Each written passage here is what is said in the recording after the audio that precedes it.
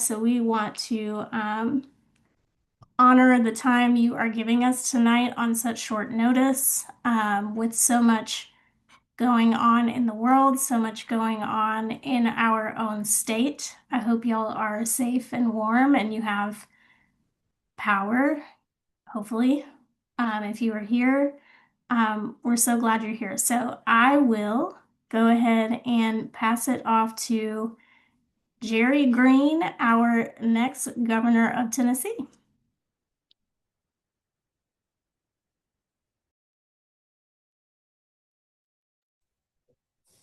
Hi, friends. I was just waiting to get unmuted. Welcome. I know that you guys across Tennessee are probably pretty chilly, so I appreciate you getting on this call wherever you are. I am thrilled to be here with you tonight. I got a text this morning from a dear friend who worked on my first campaign with me, and she said, I'm just feeling like I got to do something. I got to do something. What can we do? And I thought, great. I have just the answers for tonight here on this call. And I know a lot of people are feeling like that too. We have a great saying in Moms Demand Action where I started out doing political activism, which is honor with action. And so tonight we are going to talk about real concrete actions that you can take. And I just want to say at the start, I'm a lawyer. So, like a lot of lawyers around the world, I am dismayed, disgusted at what we're seeing in regards to human rights violations and to our Constitution being trampled on. I am a politician, so I am, of course, frustrated at seeing the Democrats not be in power and the GOP doing exactly what they said, which is Project 2025 on steroids. And more than anything, I'm a mom and I'm really heartbroken. I think about Renee Good's 6-year-old not having a mom to hold at night. I think about sweet Liam in his bunny hat being used as bait. And then, of course, I think about Alex's mom and she never getting to see him or hug him again. And he was such a good human, gave so much back to actually save people's lives, to save our veterans' lives. But as much as it's hard for me as a mom to find the words to explain to my children what's going on in our country, I also know that because I'm a mom, there's a fire in me that says we've got to do something. And I'm sure a lot of you feel like that too. You love your country, you love the values that this country was built on. And while you may be feeling beaten down about the bad news that we just continue to see, this year has been 7 years already, and we're not even out of January. I know you also want to do something, and that's why you're here with us tonight. So we have to do something now. There is no waiting anymore. The importance of what we're doing has to happen in this moment. That's why we did this emergency call so that we could start getting you activated in this moment while you're feeling that fire in your belly build. I live here in Memphis. We just celebrated MLK Day, and a lot of people talk about his I Have a Dream speech. That's not actually the name of that speech. If you know, the name of that speech was The Fierce Urgency of Now. What he was calling people to do was to act now because people's rights could no longer be trampled on. And that's where we are again. So tonight is not about theories or talking about issues, pie in the sky things. We're talking about getting off the sidelines and getting to work. So I know that history will be judging all of us and what we do in these moments, but I know that not everybody knows or has the tools for what to do. So I have gathered some of the greatest ladies across the whole state of Tennessee to teach you what they've taught me as I've worked in this field for a few years now. And they're not going to give you platitudes. They're going to give you real things that you can do starting tonight, starting tomorrow. Jessica from Indivisible, Amber from Free 901, Michaela from Blue Tennessee, of course, my own dear friend and campaign manager, Alex Hensley, They're all going to give you great things to do. But before they do, I've invited my good friend and somebody who knows how to do this work, knows how to get boots on the ground and organize for change and move a whole state in the right direction, move our country in the right direction, make people stand up and take notice. And that is Representative Afton Bain. And so I'm going to turn it over to her. Thank you so much, Jerry. I'm so honored. One, just thank you for running and running to be our next governor. I'm really grateful. As you all know, I just got off a very tough race. And anyone who puts themselves out there to run for public office, you have a friend in me. So as I was communicating before the call started to the conveners, that I am currently in Nashville. We have 127,000 houses without power. I have a family downstairs who has two kids under the age of 2 who are very sick and who I've been caring for all day. I'm exhausted, but I would be remiss if I didn't mention that we have power, we have heat, and a lot of our Tennessee friends do not in this moment. And I want to acknowledge the chaos and destruction of the storm because you all may not understand the inherent link to immigration enforcement, but I'll get there. I was on a call today with the Tennessee Emergency Management Agency, who's doing the best they can with the resources they have, and other legislators across the state. And I'm hearing of seniors who are in nursing homes out in the middle of West Tennessee who have no power, no transportation. And our state does not have the resources nor foresight to mitigate and adapt to the imminent natural disasters that we will face in the next decade. And we need a governor like Jerry Green who will have the tenacity to not only invest in mitigation and adaptation, but the important part of this is that our National Guard, which are being deployed to our cities right now to who knows what they are doing, but they really should be helping our communities deal with the debris from this ongoing winter storm instead of being used as political pawns of the federal government.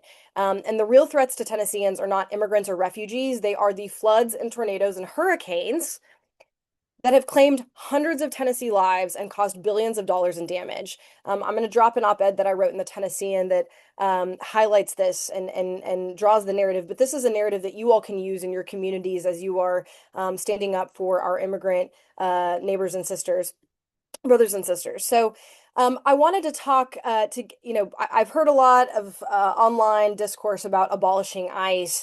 And I wanted to talk about what that looks like at home because, as you all know, as Tennesseans, we have been living under Project 2025 for 15 years. And we are really reaching the culminating moment of this political project, and it is scary. It is going to get worse. Things are bad. It's going to get a lot worse. But the redeeming light at the end of this tunnel is that we have each other. And the antidote to what we are experiencing is community, connectivity, and resistance. So just a snapshot of what is happening what has happened to the Tennessee legislature over the past 10 years. So we have moved from public safety to criminalization and surveillance. The 2025 special session last January, there was an immigration portfolio ushered in that would make it a felony for elected officials to vote for policies labeled sanctuary cities. By the way, they've already banned those, so there's no way local electeds could do that, but alas, doesn't stop them. They expanded structures that integrate Tennessee more deeply into federal immigration enforcement. And there's a program called 287G. And for those of you that haven't had to deal with this, it is coming to your county next, if it isn't there already. 287G is a program that allows county sheriff's offices to be deputized as ICE agents. Now, before January of last year, there were only two counties, Knox County and Greene County, that had these agreements in place. Nashville was able to get to eliminate its agreement after someone died in prison as a result of this agreement a few years ago. However, we have seen the proliferation of these agreements. And so I will provide some information to Jerry and Alex to send out, but your county has probably opted into this agreement. I'll get into how we can stop that later on. It's also important to note that the Tennessee Office of Homeland Security, which includes the Tennessee Bureau of Investigation, as well as now houses this immigration department, of which your tax dollars are going to fund an immigration czar. They have they've quietly expanded over the past decade and with a lot less public transparency and accountability. So, what is really problematic right now is they are trying to usher in bills that would limit public oversight as well as create, and I'm being a little hyperbolic in this, but a secret police force that is not under what that is under their purview, but not subject to, well, minimal public oversight and accountability. And these policies undermine democracy, safety, and civil rights. And we know that although immigration enforcement is a federal responsibility, we have just kind of this culminating moment in Tennessee in which all of these kind of dystopian immigration policies are taking place. So, what does that mean for all of you? I know there's kind of, and I'm not trying to be Debbie Downer. I am a pragmatist at heart, and so and a strategist, and so I'm always trying to think about how do we move forward in this moment and get to the other side of the tunnel, of which will hopefully be some of the most transformative change since the New Deal when Gen Z takes over. But so, how do we move forward? I'm going to drop the bills that are moving through the Tennessee legislature in the chat. We need to make these as politically toxic as possible. Okay. These are, so email your legislators. I'll make sure that Alex and Jerry get that information. Two is organizing locally. We have to take notes from Minnesota, and I just want to acknowledge the resistance and community organizing that has. I've just been so inspired myself because we don't have that infrastructure here, and we need to start building it. There's wonderful groups on the ground in Memphis and Nashville and across the state that are trying to build that infrastructure, such as Turk and the Remix in Davidson County. I'm less familiar of the groups in Chattanooga and the rest of the state. But we need to have the connectivity to, for example, if there is a massive ICE presence, again, like we saw in Nashville last May, as well as in Minnesota these past few weeks, is that we have to create the infrastructure so that, for example, an elementary school located in an immigrant neighborhood has white ladies that are showing up at the beginning and end of school to ensure that ICE, to ensure safety from ICE federal agents, right? So we need to take notes from Minnesota and we need to organize locally. And three is that this is a moment where we have to, we are in the stages of trying to defeat authoritarianism, right? And the way that we do that is by blocking a lot of the bad stuff. So focusing on these bills that are making their way through the Tennessee legislature, right? Building the infrastructure we need to sustain the resistance, because I don't know about you all, but I'm exhausted. I just got off this race and I thought I'd ease back into the Tennessee legislature, kind of quiet. And of course, the deluge of dystopian legislation, keeps me up at night. And three is that we need to broaden the base. So for those of you watching the fractures in the Republican coalition, this is an excellent time that we have to build our coalition, right? And it's going to look like unlikely allies, people who may not agree with us on everything, but who are watching what is unfolding in our country, realizing that we are facing compounded constitutional crises. And we are inviting them with open arms and saying, hey, I'm glad. I hope you get what you voted for, right? This is not a time for that. This is a time where we have to build our coalition and bring people together because our country and democracy demands it. So with that, I say this on a lot of calls, but no one is coming to save us, right? We are the cavalry. But the only way through this, we have to go through it, and the only way is together. So please, please, please organize locally, continue to show up. And with that, I'll pass it back to Alex. Thanks so much for having me. Yeah, I'm gonna get Alex on here too, but I just want to say thank you. I love the fact that you said we are the cavalry and the only way through this is through it and together. So with that, we are going to turn it over to Alex and she's going to start introducing our speakers to talk about how we actually start doing some of the things that Afton says. But I think top on my list, I'm making notes. See, I'm writing down notes too, is to make a call to Governor Lee's office and say, hey, how about you take those 1,450 National Guard troops out of Memphis and send them to Nashville to help with some cleanup. That's going to be the first on my list. All right, Alex, to you. Awesome. Thank y'all so much. Y'all give it up for our favorite representative, Afton Bain, in the chat for her wisdom, for running an incredible race for continuing to serve Tennessee with so much love and care and strategy. So y'all give it up for Representative Bain in the chat. Thank you for being here. I didn't do housekeeping, so let me do a little bit of that. I don't think we'll have a problem with this, but I will just say if there's some trolls in the chat, you are going to be kicked out. I will kick you out so fast. But I think there's a lot of love here and a lot of folks who want to take action. So, um, what else?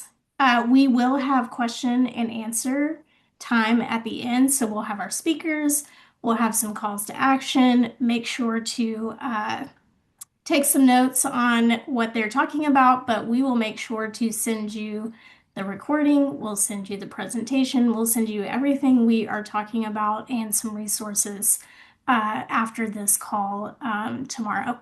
So we will have question and answer. We will have that at the end, so you can put those in the chat and we'll get to those. And you can ask those of any of the speakers here following their remarks. So without further ado, let me pass it off to Jessica Miller with Indivisible Memphis. Y'all give it up for Jessica in the chat.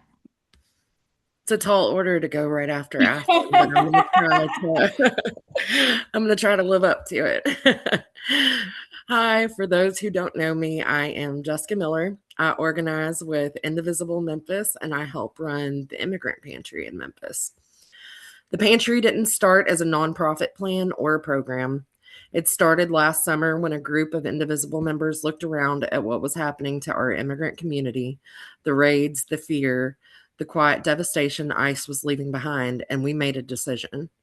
We weren't going to stand by and just watch. This was our moment in history. So we showed up, not out of charity, but out of solidarity. Because solidarity says your safety is tied to mine. And that belief shapes my work every day. Because it means that I spend my time holding two realities at the same time: the immediate needs of families who are just trying to get through the week, and the long shadow of federal policy decisions that determine whether those needs keep growing.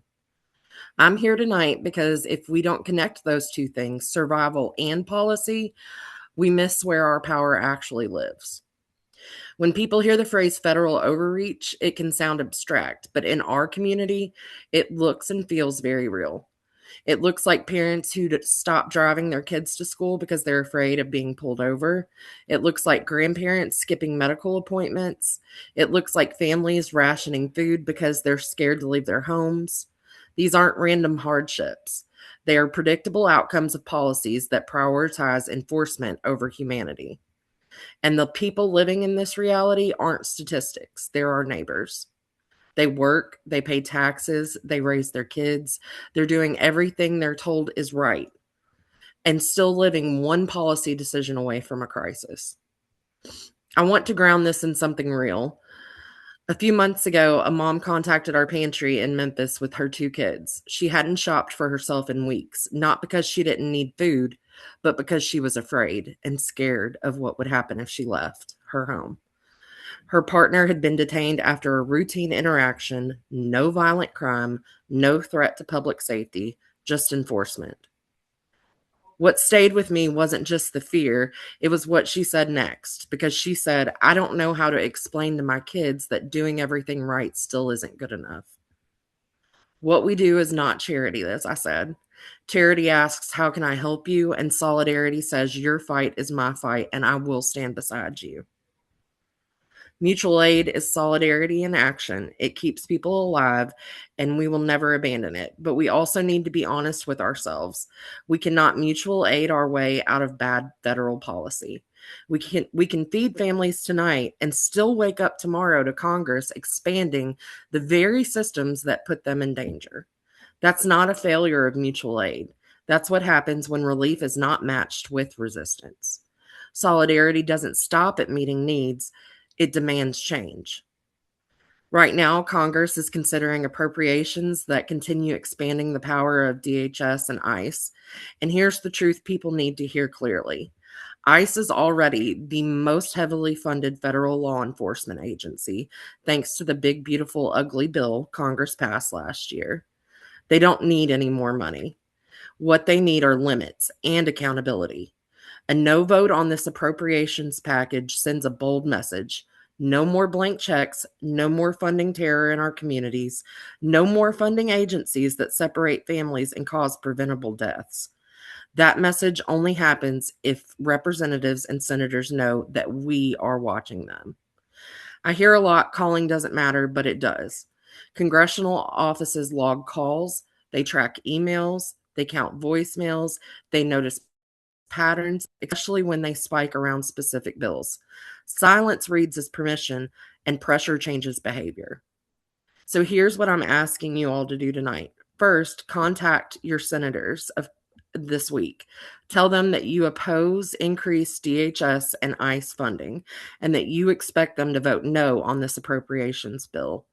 If you don't like talking one on one, call them after hours. Leave a voicemail. That voicemail still gets logged. Second, support mutual aid groups in your community. Volunteer, donate, share their work. We're just one chapter of Indivisible in Memphis, but there are plenty of Indivisible chapters all over, and there's other organizations that they're all connected with that can get you plugged into the work. They are solidarity networks that are keeping people alive right now. Third, support legal defense organizations because solidarity also means people should not face detention or deportation alone. You don't have to do everything, but you do have to do something. This moment calls us to move beyond charity and into solidarity. Mutual aid is love in action, pressure is love with teeth. And when we refuse to stand by, when we act together, we stop asking for permission and start exercising power. Thanks. Thank you so much, Jessica. Y'all give it up for her. Yes, calls to action, contact your reps, get plugged in to some mutual aid. Like Jessica said, yes, we have real work to do to take care of people in real time, and we got to change the systems, aka the policies, that we need to protect immigrants long term, and get this terrorizing behind us. Okay, so we now have Amber Sherman here, our favorite policy organizer, here to talk to us about rapid response. We are having an issue. Oh, there we go. All right. She is on. Okay. Thanks. My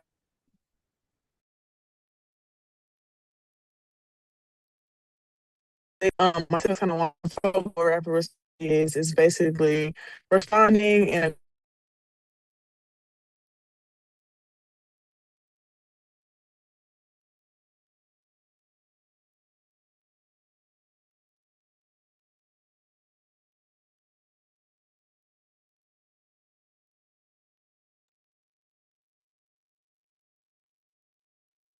Amber, I don't think that we can hear you. Okay, let me bring Alex back up while we troubleshoot.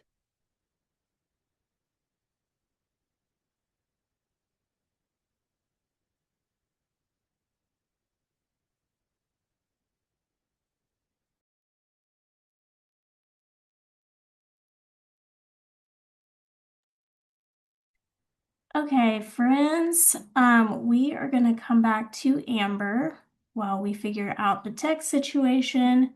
Thank you so much for your understanding. Zoom is going to Zoom, post-pandemic and all. All right, so we are going to head to Michaela Barnett for now, who is with us with Blue Tennessee, and will talk to us about some of our longer term strategy. And I would be remiss not to mention that Michaela is also running for Congress against Tim Burchett. So we have another excellent candidate on the call you should look into. If you were in East Tennessee, here's your girl. So thank you so much, Michaela. Thanks, Alex. So I've been asked to share voter registration and turnout strategies. And before we get into this, I just want to continue adding to the context of this moment. So Alex just shared I'm running against Tim Burchett, who this week called immigrants in our country the trash that gets dumped from their countries of origin, right? So we have this awful, dehumanizing language coupled by lies that the only people that are out protesting are those that are getting paid to do so. But I know the truth, and you all know the truth, which is that we see what's happening in our country with our own eyes, and we see that this is a moment of crisis and an inflection point. And exactly like Afton said, we have to find unlikely allies. We have to broaden our base. And if you have someone that was a three-time Trump voter who is now standing up and saying, "Hey, I'm I don't think I can support this." What we need to do is say, "You know what? I'm glad you got here. Maybe it took you a little bit longer, but that is the way that we need to create coalitions in Tennessee." So I am running for Congress. I work with Blue Tennessee, an organization that supports Democrats running across our state in the toughest, reddest districts. And I'm also married to an immigrant, very proudly, who recently became a citizen. I also worked in Congress last year and covered immigration policy on the Hill for my member of Congress, fighting back against this administration's attacks on our immigrant communities, and also seeing the destruction that would happen in the One Big Beautiful Bill. And I'll say, at the beginning of last year, 1 year ago, as I was writing briefing memos to my member, I kept worrying, like, are people going to think that I am being hysterical and taking this too far? Because we see the writing on the wall. We see the amount of money that they are pouring in to militarize this and create a police force that Trump will be able to use, rapidly expand detention, and terrorize our communities. And unfortunately, every single thing that I wrote in those briefing memos has come to pass.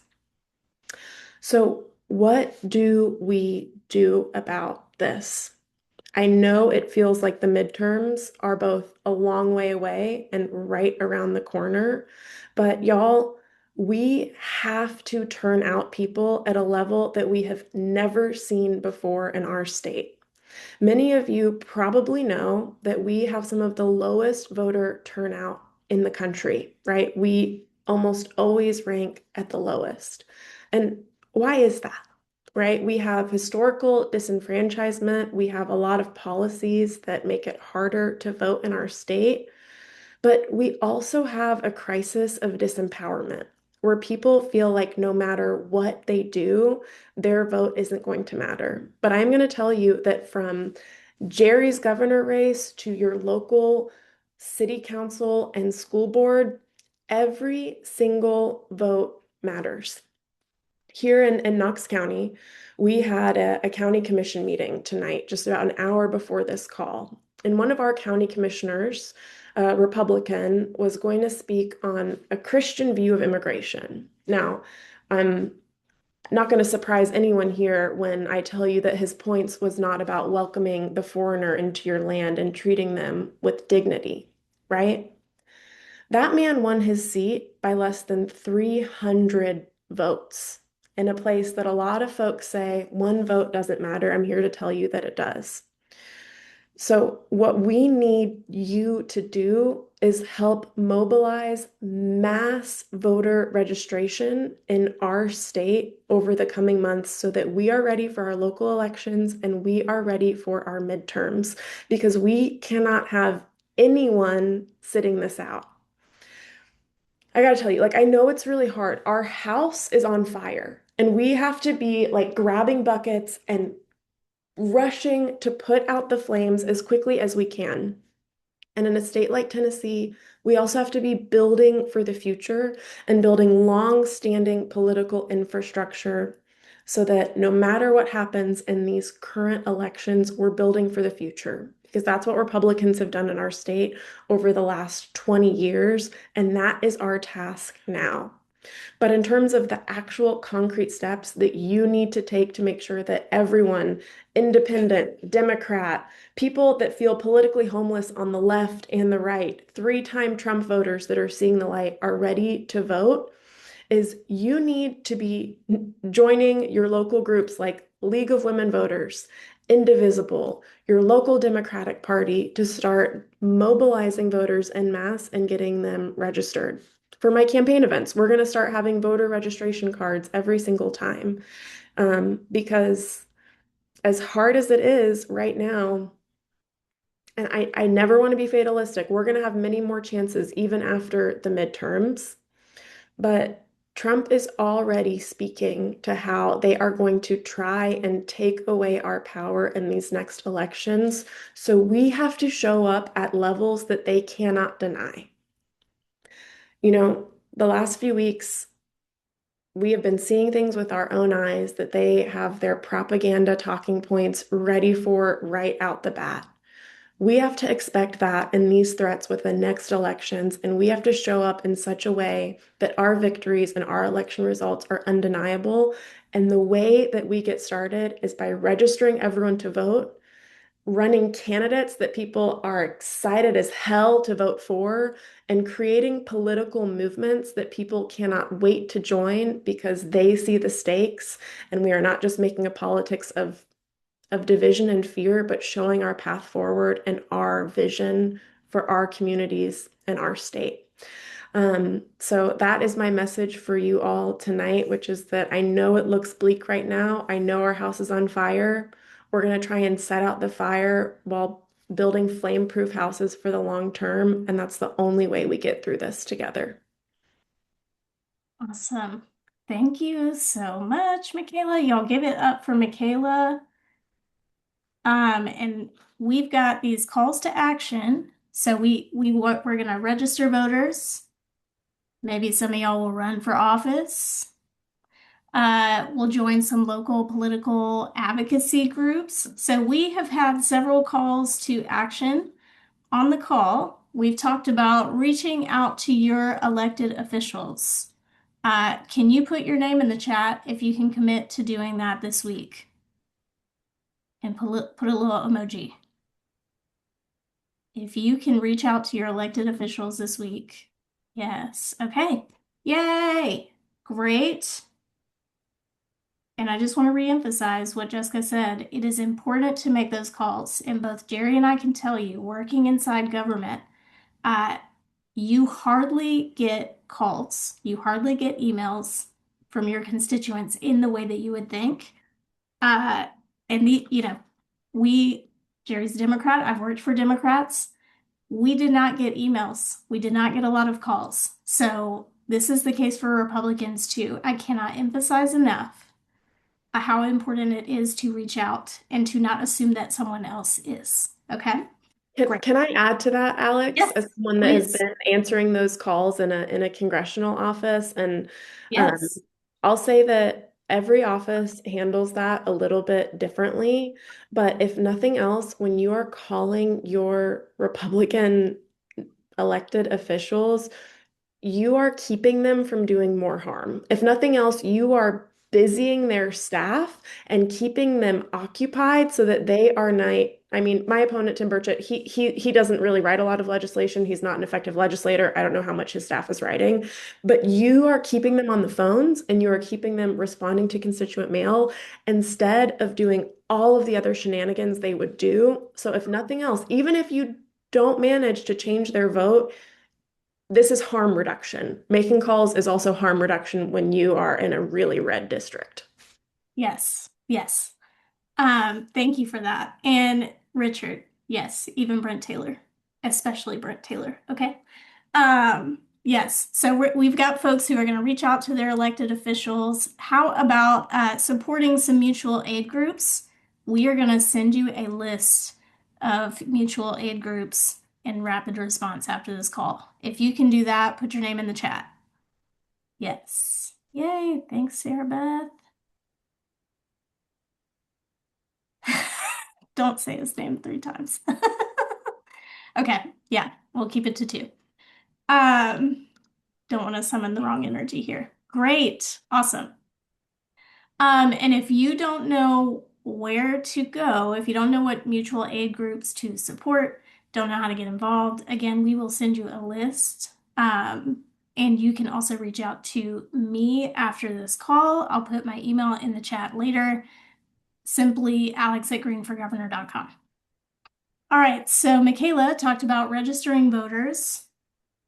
Who can help register voters? Put your name in the chat. Yay. Great. Yes, we need that in Memphis. We need some more registered voters. Thanks, Crystal. Thanks, Brittany. Awesome. Is anyone bold enough to tell me in this chat they're going to run for office? Because we are going to throw a party for you right now. Anyone? Any takers? Oh, yes, Stephen. Yes, that's right. Congrats. Stephen is running for Knox County trustee. Yes, Pat. Great. Yay, James. Awesome. Who will run for Brent Taylor's seat? I need to know, and please talk to me. I will help any way I can. Yes, we need folks in Collierville to run for school board. Great. Awesome. I'm so excited. And if you need some encouragement to run for office, please reach out. Please reach out. We are happy to talk to you. Talk about any questions you have. Happy to gas you up. We need more of you running for office. And we are going all across the state with these Democratic parties. They're telling us that more folks are running for office in their counties than ever, or they've never had, they haven't had Democrats run in a while. But there are still counties that need Democrats running for office all over the state. Who is going to join their local political or advocacy groups? Put your name in the chat.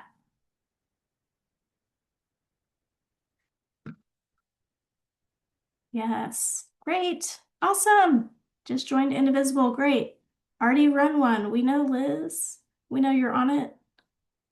Liz runs the Collierville Dems. If you are from Collierville and Shelby County and you need a place to connect, great. Looking into joining any I can find. Awesome. All right, well, we've got Indivisible here for sure. Indivisible Tennessee, they've got statewide. Yep, we've got Turk is a great organization to get plugged into, especially on immigrant and refugee rights. Shaheen, it's so good to see you. Tennessee Equality Project. Awesome. All right, y'all be looking in the chat, make some connections. To folks that might be near you. If you know of a group, let them know. Anything in Grundy County, somebody can get to you. Great. Awesome. Okay, so we have run through the calls to action so far. Yes, Vicendarios in Memphis, please. Rapid response. And we are going to bring up Amber. We're going to try and bring up Amber again to talk about rapid response. I'll hang out for a second and make sure we've got her on. Yeah, I'm here. My bad. My signal's bad. Oh, you're good. I think we can hear you. Everybody can hear you? Hear Amber? Great. I will pass it off to our favorite policy organizer, Amber Sherman. I appreciate it. So I was saying rapid response is, just responding to something that's happening in real time. And right now, a lot of ways that you can support like what's happening in Memphis with the occupation is recording and showing up by legal observing. I know people are saying how important observing and confirming who is pulling folks over is in real time as we were watching what happens in Minneapolis. B901 has been running rapid response here in Memphis since 2019, and they have the observer and confirmer training that y'all can join. If you're interested in that, it's a good way to make sure that we're documenting what's happening to people, especially as we're seeing a lot of people being stopped in traffic stops that seem very racially motivated, not actually about stopping them because they were committing a crime. And so it's important that we have as many people as possible who can document that. You can also show your dissent and use your First Amendment rights and throw a protest. I think that it's always good for folks to get out in the street and like make their dissent and make their voice on the issue be known. Because a lot of times like this was that they didn't know that so many people felt so strongly about an issue until they had a protest or until they were calling their office and talking about, how they didn't like that vote. And then also boycotting. So I've been leading comms with the Free the 901 campaign, and we have an active boycott going on and a boycott. So boycotting businesses that are actively harming our community, bragging about the federal occupation that's in Memphis, supporting the federal occupation, even though the majority of Memphians don't. And then also a boycott businesses. A lot of immigrant businesses have had to close down temporarily because their staff were being detained by ICE or they don't feel comfortable showing up to work. And also businesses that are allied businesses like the Salmon Spot in Memphis. There's also Boycott Coffee. That's a boycott business that supports our campaign to, remove the federal occupation from Memphis. And so you can go to free_the901 on Instagram to view that info, or free the 901 on Facebook. And then we also have a website, which is free901.com. All the information I'm talking about is on there. If you're also interested in supporting rapid response through the rideshare program that we have, you can sign up on the website or send us a message on Instagram and I'll connect with you. We've been providing rides to folks in marginalized communities since last September when the occupation started, so that people are able to go to work or their kids are able to go to school. The majority of people that were giving rides to our children to get to school because they just weren't going to school because they're afraid that they're going to get taken because of the way this federal occupation is operated and how they've been targeting people at bus stops or outside of schools as they're dropping their kids off or picking them up. And so it's really important that we have more drivers for that. So if folks are available, you can always sign up. Like I said before, you can send us a message on Instagram. I see the messages, so I'll make sure to respond. And then you can also fill out a form on our website. I want to make sure I hit some of the other things. So you can plug into rapid response groups like Brenda was saying in the chat. Visit Audio's 901 is a rapid response hotline. You do need to be bilingual, so able to speak English and Spanish. But if you're not able to speak Spanish, you can sign up to be a confirmer or a legal observer, as I mentioned earlier. And then all those other things I mentioned as well, like planning a protest, boycott, all of that. Those are all still options, but we try to make sure that the line is bilingual because people are calling who speak different languages, and it's really important to be able to communicate with them. You can also support the comms that we're doing around educating folks on their rights. So if you want to pick up some Know Your Rights cards from someone from the campaign and drop them off to people, that's also an option. And you can indicate that in an IG message or on the form as well. And if you don't want to pick them up from us, you can actually print out Know Your Rights information in about 8 different languages on 901.com. So you can click there and you'll see different principles in color and in black and white of Know Your Rights info that you can hand out to your neighbors. I suggest people, just walk through the neighborhood, knock on people's door and give them the information, because a lot of times folks don't know their rights.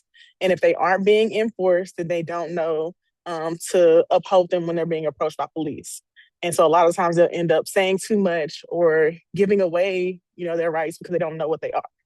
So that's the key thing, is making sure that we, educate folks on what their rights are, what their options are, so that way they feel comfortable and not as afraid when being approached by police. I know folks are gonna, be afraid, but at least if you have your Know Your Rights info, you can feel more prepared and more in control in the situation, which someone earlier talked about harm reduction. And that's what most of the things that we're doing are. It's mostly harm reduction, because we know that, we haven't been able to end this occupation yet. And so while they're here, we want to make sure folks have as many resources as possible to feel as safe as possible. And if that looks like them having to use a rideshare program instead of driving, then that's what it looks like. And that's why we set it up. So if anybody has any questions, y'all can ask me in the chat. And thanks for having me, Alex and Jerry. Awesome. Y'all give it up for Amber. Thank you so much for coming.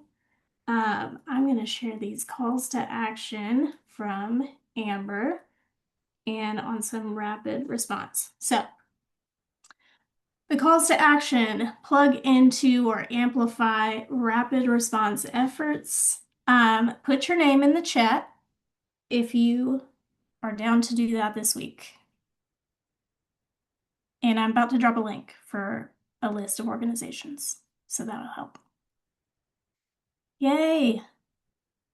Thank you. Thank you. Awesome.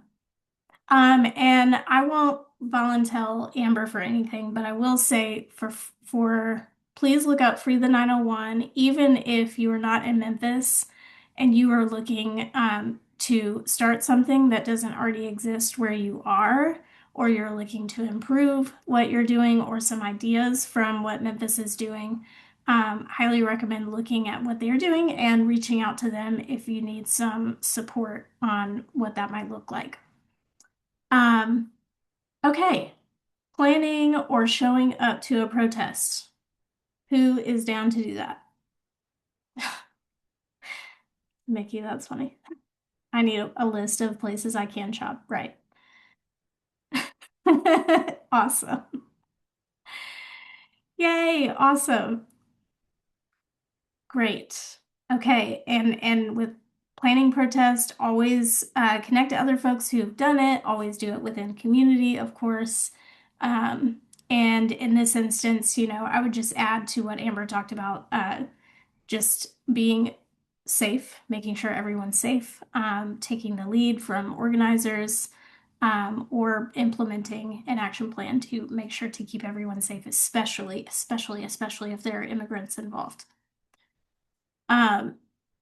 Okay. Supporting boycotts. Who's down? Let me know in the chat. Already active boycotter. Great. All right. And if y'all know who we should be boycotting, especially in regards to folks who don't support immigrants, let us know in the chat. My budget loves when I boycott. Amen. Amen, Sarah. Awesome. Great. Great. Awesome. Okay. So I am putting in the chat right now, freethe901.com, a list. Again, we will send it to you directly. Boycott in this economy is say less. Right. Exactly, Rachel. It's expensive out here. Okay. There are multiple benefits. Okay. Yes, I've heard a little bit about Spotify. Check into that. Okay. We're supporting Costco because they support DEI, right? Okay. Awesome. Thank you all so much. So Amber talked about rapid response. Up until this point, we have talked a lot about some shorter term responses, reducing harm, all the things that we need to do to support our immigrant and refugee neighbors in the meantime before an election. Now, I am here to talk about the election. So I'm Alex Hensley. I didn't introduce myself. I am the campaign manager for Jerry Green's campaign for governor. But I am also someone who's worked on policy, community organizing, and coalition building for 10 years. So we've talked about short term, how to protect immigrants and resist federal overreach. But we also need to shift the environment altogether to buck Donald Trump's foothold in Tennessee and to stop the terror campaign on immigrant and marginalized people. So as with, we have efforts like vouchers, stripping healthcare from trans people. Tennessee often leads the charge in the nation for some of the worst and most hateful legislation in our country.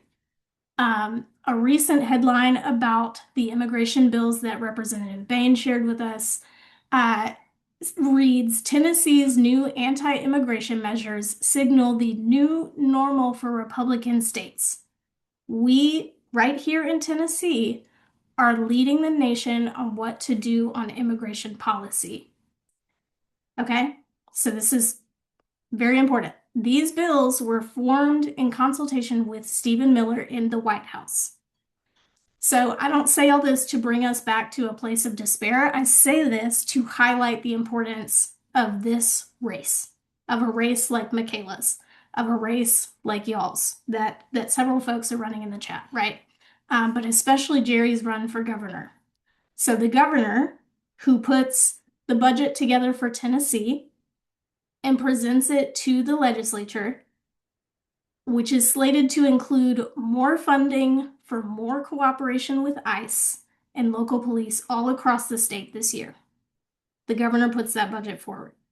The governor, who is in charge of the Tennessee Highway Patrol, and can write an executive order day one to end their cooperation with ICE. Okay? A governor can do that. Our governor.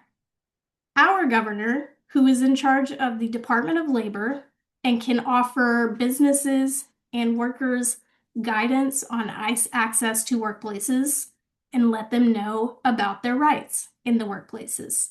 That is what our governor can do. The governor, who can reject National Guard troops on our streets and stand up to Donald Trump. Our governor could do that. You get the point. The governor holds a lot of power on this issue. And Jerry Green has a plan to protect immigrants and reject federal overreach. So, meanwhile, we are likely to face Marsha Blackburn, who will not just roll over for Donald Trump, she will roll out a red carpet and do whatever he wants. No pushback, all celebration. She will take us to the next level. Her whole campaign slogan is to make Tennessee America's conservative leader. So she wants to take what we are doing to the max. This doesn't have to be the case. So before I get to how you can help, I want to sidebar on something that I think is important. Before we get to any of this, before we get to helping Jerry, we have to believe that we can win this race. Okay? All my Tennesseans on the call who are down right now, I need us to believe we can win this race. But I'm not just going to tell you to believe, I'm going to tell you that we can do it. Okay? I'm going to tell you why I think we can do it. And not just because I'm Jerry's campaign manager. I was one of the few folks who begged her to do this, and someone who knows exactly what we were asking her to do. Okay? I have managed multiple campaigns. I've fought against multi-billion-dollar corporations, and I have never lost a fight.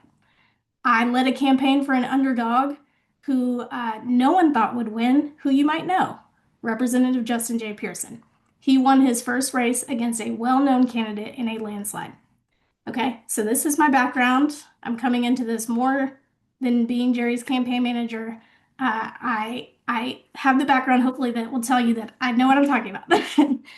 I believe we can win this race. Here's why. We compare our race to Carl Dean's in 2018 because it's the most similar race to ours, right? Carl Dean, who ran for governor against Bill Lee. There was no incumbent. It was during the midterms. He got 38.55% of the vote. Fast forward to a couple of months ago, and Afton Bain swung CD7 13 points towards Democrats in ruby red Tennessee. She swung some of our most rural, some of our most red counties in the state 15 points toward Democrats. Okay, so let's go back to Carl Dean, who got 38.55%. Let's add 13 points to that. What do we get? 51%. What does that mean? We win this race, right? This is not impossible. Democrats have overperformed in 90% of the elections since Trump took office by 15 points on average. I'm going to throw one last number at you, and then I'll be done. This doesn't happen every midterm. So this isn't just like every few years when we get to the midterms. On average, Democrats have overperformed by 16 points in special elections in 2025. 2017, when we go back to before Carl Dean, here in Tennessee, that they overperformed by 12 points. So we're doing better. We're doing better this year. Is not like any other year. So for folks who are saying that we can't flip Tennessee, they're comparing it to a normal that we've had. We're not in a normal year, okay? So this is a year to win and flip Tennessee, okay? Tell me in the chat if you believe. Great. I'm convinced this is possible. Great. I have done my job. Yay! Do you believe we can win? Do you all believe we can win? Great. Okay, but all right, here's where I come back to earth. We cannot do this by ourselves. We cannot do this just our team. This means we have to turn out our blue dots. We have to swing rural and red counties purple. We don't have to make them bright blue. We don't have to flip every county. We don't have to do that. We just have to move the needle. And we need your help to get there. If we want to build a Tennessee that works for all of us, and a government where we solve real people's real problems, not blaming them on immigrants and queer folks, not taking this out on trans kids, taking your swimming medals. This is not happening to anyone, right? We're not doing this. We are working on real problems for real people. If that is the kind of government that you want, then we all have to do what we can to elect Jerry Green as our next governor. Okay, so I need y'all to help us win. I'm not asking you to do everything. I am asking you to do something. So a few calls to action from us. So we have a Facebook group for volunteers, and I want you to join that if you are not already a part. So some of the folks on this call are already part of that, and I will put the link in the chat if you are not.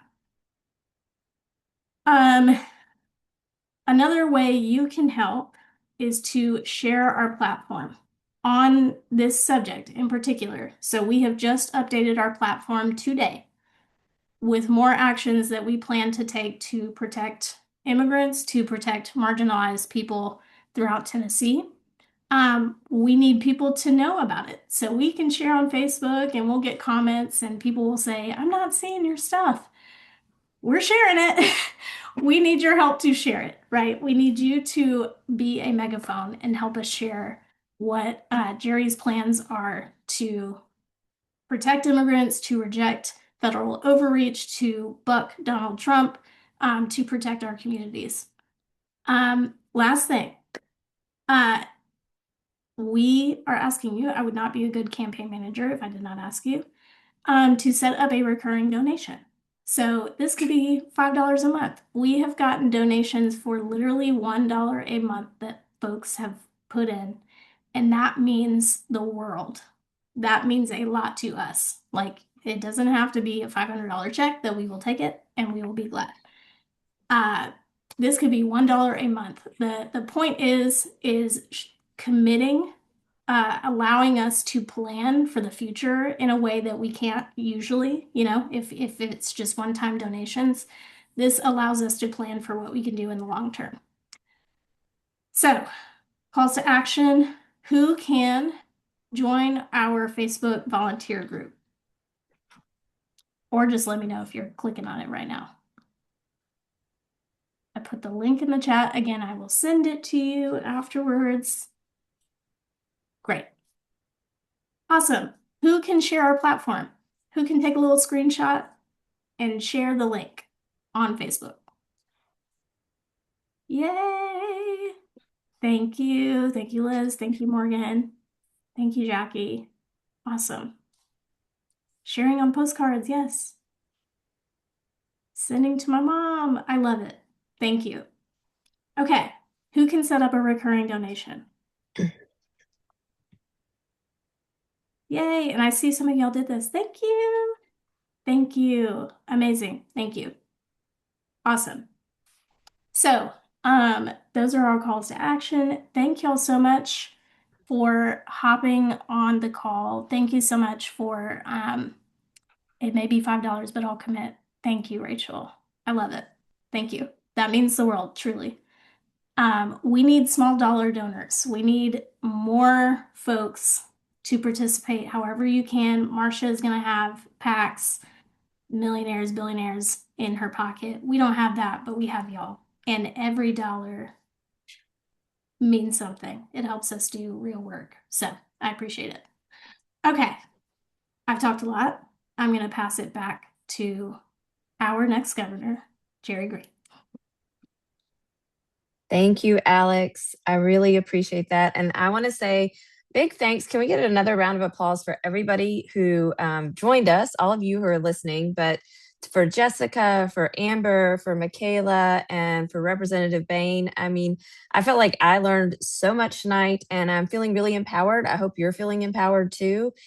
There's the thing, we all do have something, we have our voice, and we need to use it right now.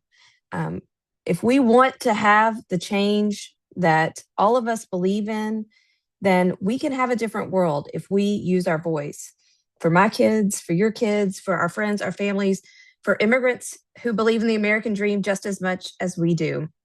So I believe that after hearing all of this, we have so many ways that we can change the ending to the story. If you're feeling like really beat down by the news, take a break, go, play in the snow with your kids, and then get to work. We have given you so many actions tonight. So many of you have committed to those actions. They're real concrete steps. Find 3 or 4 that you can do this week, and then either do them again next week or find 3 or 4 more. Again, we're going to follow up and give you all of this in detail, whether it is how to connect to mutual aid organizations or how to make calls to your reps. Every bit of it we're going to provide to you after this training. And I am grateful that everybody got a little bit of time tonight to join in this group. We had hundreds on this call, on this last minute call on a Monday night in the middle of a snowstorm across our whole state. I am so proud to have all of you here with us, and know that these strategies that we've given you are things that will make our state and our country and our lives better. As Afton said at the beginning, we are the cavalry. Nobody's coming to save us. So I am grateful for all of you that are participating in this solidarity in action. No more silence, right? The pressure is what works. You need only look at what has been happening in Minnesota. I believe that we're seeing some maybe reorganization of ICE at least. So that's just proof that you do have power. Your voice does work. So thank you again. Go do your boycotts or your boycotts and go write your reps. Do everything that you can because history's watching us. And at the end, I know that I want to look at my kids and say, I've done everything I can. I'm grateful for all of you that are supporting our campaign. We'll see you out on the road soon. Check our social media and our events page and come meet us in person. Come join us as we change our state. And don't forget to get out and vote in August and November. We're going to need every single vote. All right, everybody. Thank you so much. Make sure that you leave your questions in the chat and we will follow up and get everything answered. Thank you, thank you, thank you. I appreciate you.